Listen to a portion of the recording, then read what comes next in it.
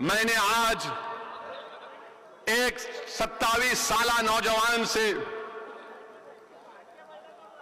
یہ پوچھا کہ بتاؤ تم کو موجودہ بھارت کیسے لگتا ہے؟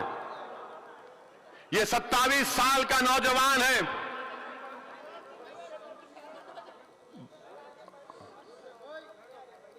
وکیل ہے، بہترین یونیورسٹی کے سے ڈگری حاصل کی۔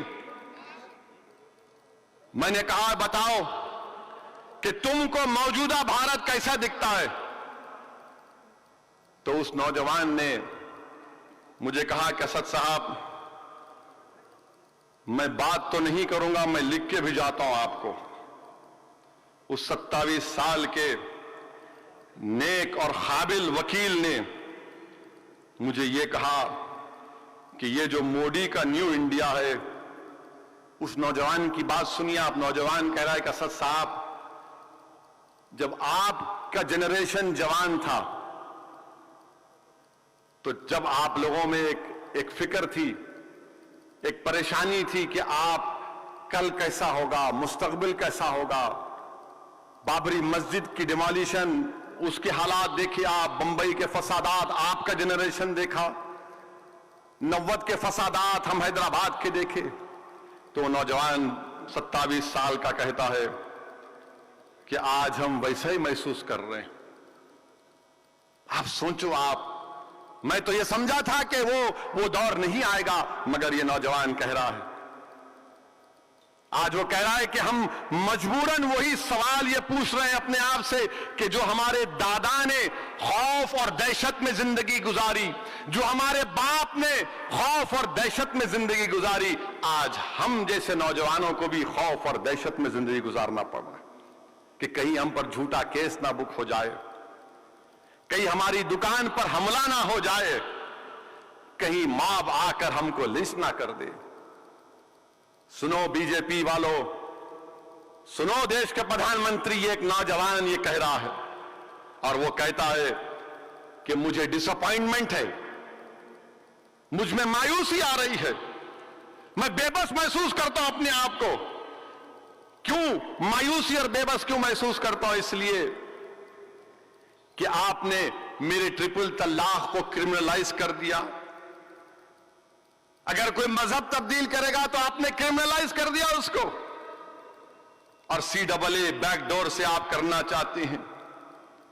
اگر میں احتجاج کروں گا تو آپ مجھ پہ UAPA لگائیں گے، NSA لگائیں گے، صرف شک کی بنیاد پر۔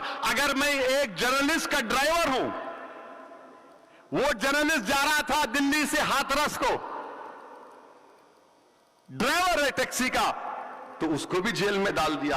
یہ نوجوان کہتا ہے اگر میں سم کاٹ دیا تو مجھے جیل میں ڈال دیں گے، جیسا دلی میں فیضان خان کو ڈالا۔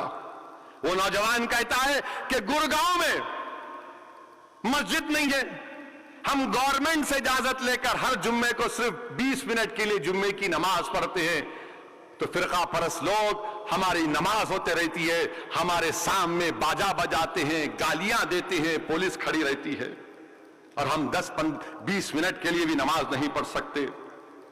وہ نوجوان کہتا ہے کہ اگر ہم زندہ بچ جائیں گے تو مجھے ڈر رہتا ہے اسد صاحب کہ کہیں میرا انکاؤنٹر نہ ہو جائے، جیسا اتر پردیش میں سب سے زیادہ 37% گولی لگنے والے مسلمان۔ وہ نوجوان یہ بھی کہتا ہے کہ جس طرح آسام میں معین الحق کون تھا معلوم آپ کو؟ آسام میں معین الحق بھارت کا شہری تھا، وہ لکڑی لے کر احتجاج کر رہا تھا اپنی زمین کی، تو گولی مار دی گئی۔ جب ایک مسلمان کی لاش زمین پر پڑی تھی تو ایک بہادر فوٹوگرافر اس لاش کے اوپر کودتا ہے، جوتے مارتا ہے۔ بتائیے آپ، یہ نوجوان کہہ رہا ہے۔ یہ نوجوان یہ بھی کہتا ہے کہ اسد صاحب میں کب تک یہ بتاؤں کہ میں بابر کے اولاد نہیں ہوں؟ میں کب تک یہ بتاؤں کہ میں اورنگزیب سے میرا تعلق نہیں ہے؟ میں کب تک بتاؤں کہ میں نے جنا کے پیغام کو ٹھکرایا تھا میرے دادا نے؟ میں کب تک یہ بتاؤں کہ طالبان سے میرا کوئی تعلق نہیں ہے؟ یہ نوجوان کہہ رہا ہے کہ ریڈیکلائزیشن مسلمانوں میں نہیں ہے، ریڈیکلائزیشن تو سنگ کی طاقتوں کی وجہ سے دوسروں میں ریڈیکلائزیشن ہو رہا ہے۔ یہ نوجوان یہ کہہ رہا ہے کہ بیلگام میں ارباز کو وہ کسی غیر مسلم لڑکی سے اس کا عشق تھا، تو اس بچی کے رشتہ داروں نے کسی کو کانٹیکٹ کیا اور ارباز کی گردن کاٹ کر ٹرین کے پٹری پر ڈال دی۔ وہ نوجوان کہہ رہا ہے اسد صاحب کب تک یہ نظاروں کو ہم دیکھیں گے؟ یہ نوجوان کہہ رہا ہے کہ کب تک ہم سے سوالات کیے جائیں گے؟ وہ نوجوان کہہ رہا ہے کہ مجھے ڈر ہوتا ہے کہ کبھی میرا گھر نہ جلا دے۔ وہ نوجوان یہ کہتا ہے کہ ہر کمیونٹی بھارت میں پروگریس کری ہے، ترقی کری ہے، اور ہم مسلمان رک گئے ہیں۔ انٹر موبلٹی جس کو انگریزی میں کہتے ہیں کہ اگر ان کا باپ کم پیسے کماتا تھا تو بیٹا اس سے زیادہ کماتا ہے، ترقی کرتا ہے، انٹر موبلٹی۔ وہ کہتا ہے کہ مسلمانوں میں کوئی انٹر موبلٹی نہیں ہے، اور پھر وہ آخر میں کہتا ہے کہ ہم کو اپورچونٹیز نہیں ملتی ہیں۔ اور وہ ایک اہم بات وہ نوجوان کہتا ہے کہ ہندوتوا کی وجہ سے جو میرے ہندو دوست تھے،